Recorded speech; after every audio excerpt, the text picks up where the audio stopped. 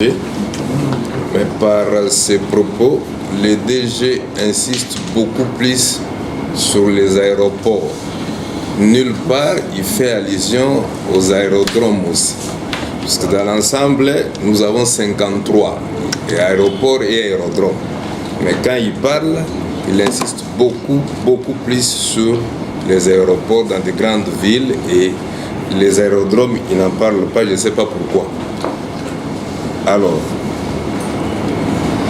ma première question, Madame la Présidente, je voulais demander au DG, je ne sais pas, il est aux affaires, ça fait 1 année ou 2 ans, s'il peut mettre à notre disposition des statistiques des recettes réalisées aéroport par aéroport.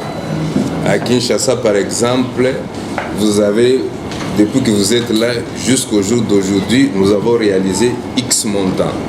Ndolo, Lubumbashi, les aérodromes même à l'intérieur du pays.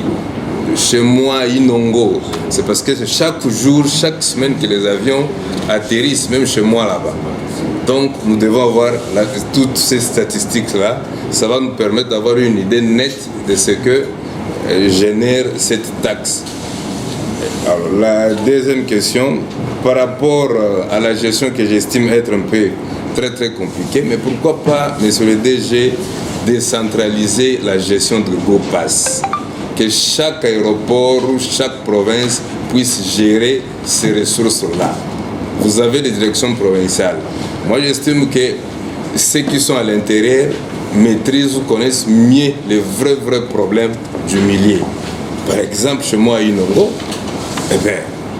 nous avons pratiquement rien. Vous atterrissez comme ça, on vous amène dans une histoire qu'on appelle salle d'attente, qui n'a rien à voir avec une salle d'attente, et vous restez là plus d'1 heure de temps, en train d'attendre vos bagages et tout ça là.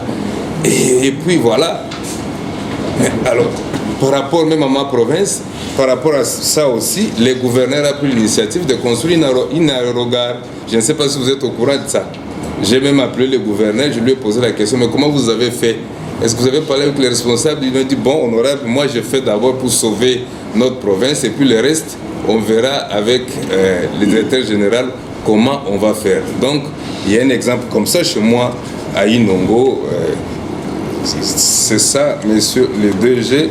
Et là, je m'en vais vous dire ceci, monsieur le DG. GoPass est une taxe. Ce n'est pas un impôt. Il y a une différence entre taxe et impôt. Une taxe est une contrepartie directe. Alors, mais si la population estime que la taxe qui a été instituée pour moderniser les aéroports et tout, et qu'on ne le fait pas, mais demain ou après-demain, les gens peuvent se soulever et disent, ben, on ne va plus payer. Et à ce moment, on va dire quoi? Je crois que la population a raison. Donc, on doit quand même voir les choses changer. On doit changer les choses. Il ne faut pas prélever pour prélever et puis on ne fait rien avec cet argent. Ce n'est pas normal.